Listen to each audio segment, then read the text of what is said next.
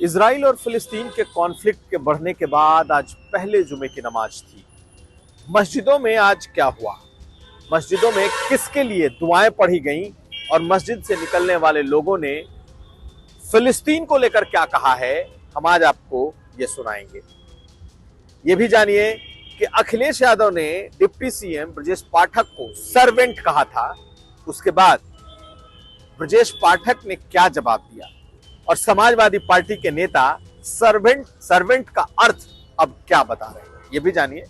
और कांग्रेस पार्टी में आई अर्चना गौतम, जो कि कांग्रेस पार्टी की नेता थी, लड़की हूं लड़ सकती हूं, अब क्यों कांग्रेस के भीतर अपनी लड़ाई लड़ रही है और किस तरीके से कांग्रेस पार्टी के खिलाफ हो चुकी है। ये तमाम खबरें आज का यूपी में। नमस्कार, मैं हूं कुमार अभिषेक, आप देख रहे हैं यूपी तक। हम हाजिर अपना न्यूज शो आज का यूपी लेकर। शनिवार को इजराइल में हमास के हुए आतंकी हमले के बाद आज पहला शुक्रवार था और जुमे की नमाज थी। दुनिया भर में आज के इस जुमे की नमाज पर सबकी नजरें थी। दुनिया और देश के साथ साथ उत्तर प्रदेश में भी हाई अलर्ट था। मुख्यमंत्री योगी आदित्यनाथ ने एक दिन पहले अपने सुरक्षा अधिकारियों की इस मीटिंग में साफ कर दिया था कि किसी भी तरीके का कोई भी सड़क पर हंगामा बर्दाश्त नहीं किया जाएगा।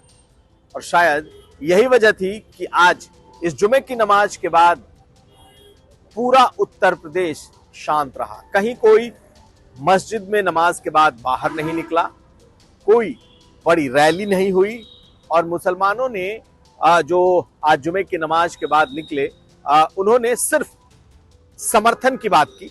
उन्होंने फिलिस्तीन को लेकर अपने मन की बातें रखी, लेकिन सड़कों पर कहीं भी कोई बड़ा प्रदर्शन नहीं दिखा। वजह, मुख्यमंत्री योगी आदित्यनाथ ने बीती शाम सुरक्षा अधिकारियों के साथ मीटिंग में साफ साफ कह दिया था कि अगर इस तरीके की कोई प्रोसेशन निकलता है तो फिर इस पर नजर रखी जा रही है। इसका असर था। लेकिन हम आपको ये बताएं कि बिल्कुल शांतिपूर्ण तरीके से आज नमाज अदा, आसिफी मस्जिद हो, ईदगाह मस्जिद हो, सभी जगहों पर आज की जो नमाज हुई उसमें दुआ की गई फिलिस्तीन के लिए।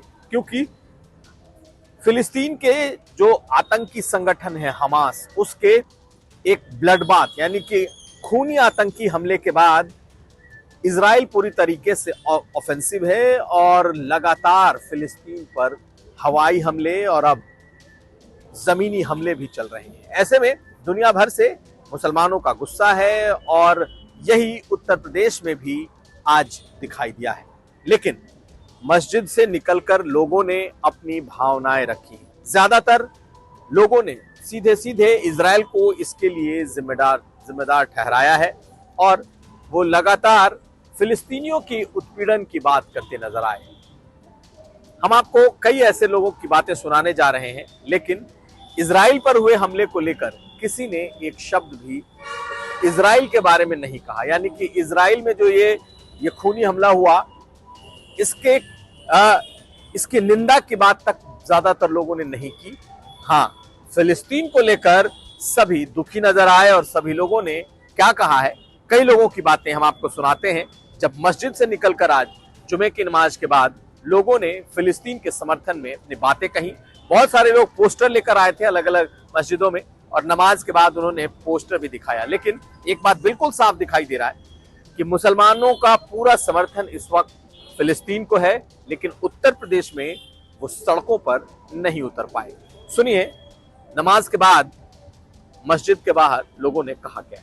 हम हमेशा मजलूम के साथ खड़े हुए हैं और जुल्म करने वालों की हमने हमेशा कड़ी से कड़ी निंदा करी है, चाहे वो इजराइल हो, चाहे वो अमेरिका हो, चाहे वो और भी कोई देश हो जिसने जुल्म किया हो।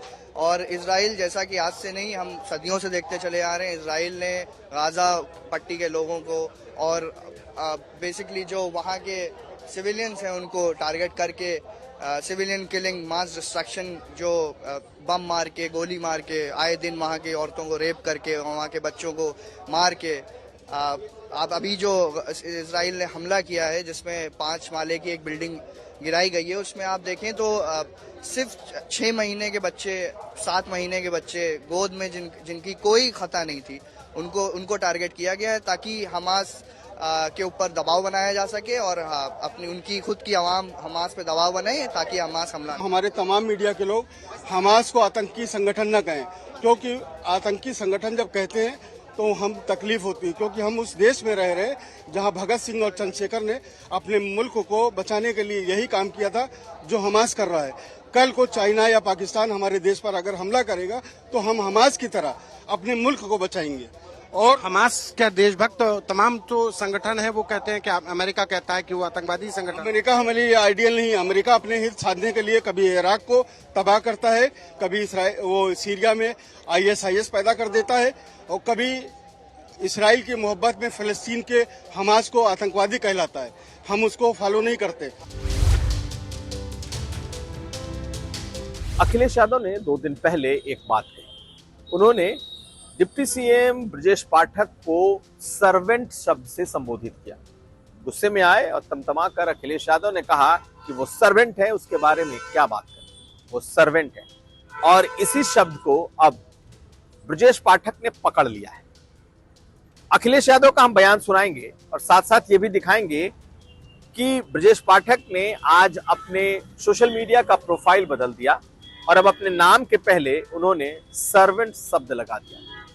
तो पहले सुन लीजिए अखिलेश यादव का बयान और देखिए नया जो प्रोफाइल है ब्रजेश पाठक डिप्टी सीएम का, वो अब उनके नाम को किस तरीके से लिख रहा है। देखिए, उसके बाद हम बताएंगे कि समाजवादी पार्टी अब इस सर्वेंट का अर्थ क्या समझा रही है। सरकार कौन है, सरकार कौन है, ये सर्वेंट डिप्टी चीफ मिनिस्टर का जवाब देंगे हम लोग क्या, जिन्होंने अस्पतालों का सत्यानाश कर दिया। आप अभी चलिए लोहिया अस्पताल, अभी चलिए सिविल हॉस्पिटल, अभी चाहिए कैसी अस्पताल में अगर एक भी गरीब का सरकारी अस्पताल में इलाज हो रहा हो तो बता दें। आज मैं जाऊंगा रसूलाबाद, समाजवादियों ने जो CSC में लिफ्ट लगाई थी, मैं आज चेक करूंगा कि वो लिफ्ट चलती है कि नहीं चलती है। तो आपने अखिलेश यादव को भी सुन लिया और ब्रजेश पाठक का सोशल मीडिया प्रोफाइल भी देख लिया, लेकिन समाजवादी पार्टी के नेता कह रहे हैं कि दरअसल सर्वेंट का मतलब नौकर शब्द से नहीं है।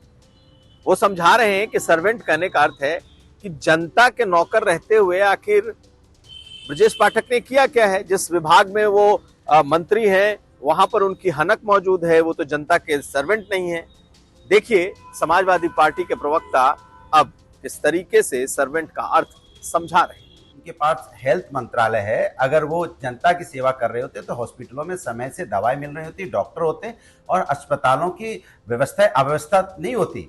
लोग यहाँ पे समय पे लोगों को एम्बुलेंस मिल जाता, समय पे एम्बुलेंस नहीं मिलता, स्ट्रेचर नहीं मिलते समय पे, ना जाने कितने लोगों की मौत और परेशानियों से लोगों को जूझना पड़ता है। अगर वो जनता के सर्वेंट होते, हाँ वो सर्वेंट हैं सत्ता के, पावर सत्ता के सर्वेंट है, तभी तो इतना लाव लश्कर के साथ है। वो जनता के होते तो पैदल होते, रोड पे होते, जनता की मदद कर रहे होते।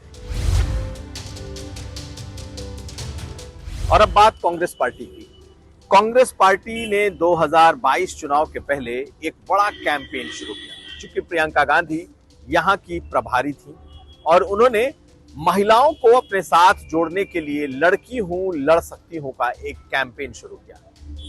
कई लड़कियों को, कई महिला नेताओं को बकायदा कांग्रेस पार्टी से जोड़ा गया। कई ऐसी लड़कियां थी जिन्हें लग रहा था कि कांग्रेस पार्टी में उन्हें बड़ा फ्यूचर दिखाई दे रहा है।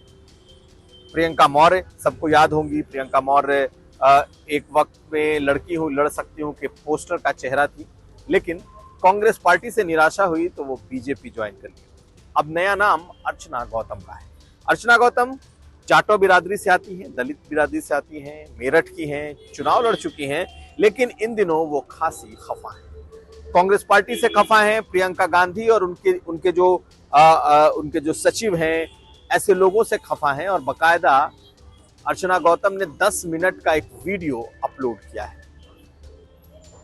सुनिए अर्चना गौतम पूरी कांग्रेस पार्टी को लेकर कह क्या रही। औरतों की भीड़ में आप लड़के लोग जो वहाँ पे जितने भी लड़के थे पार्टी के जो कांग्रेस के जो आदमी लोग थे वो चूटी काट रहे हैं, बाल पकड़ रहे हैं, मुझे गाड़ी की बोनट पे धक्का दे रहे हैं, मेरे पापा को लात मार के नीचे गिरा दिया जाता है। चलो एक बार को मैं अपना डिसरिस्पेक्ट, तो पहली बात तो मैं ऐसी लड़की हूं नहीं कि मैं अपना डिसरिस्पेक्ट भी बर्दाश्त करूंगी।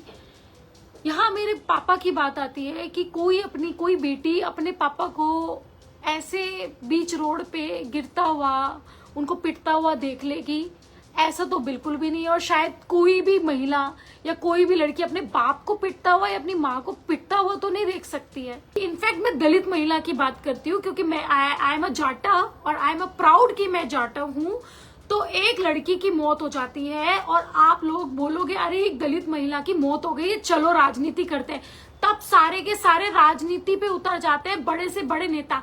क्या अभी जब मैं जिंदा इंसान बोल रही हूँ, चिल्ला चिल्ला के बोल रही हूँ कि मेरे साथ गलत हुआ है, आप प्लीज इस चीज की जांच कीजिए, क्यों किया है, सीसीटीवी फुटेज पता करिए। आपको दिखता नहीं है? कहाँ है कांग्रेस के दिग्गज नेता? कहाँ है खड़गे जी? कहाँ है प्रियंका गांधी जी? कहाँ है राहुल गांधी जी?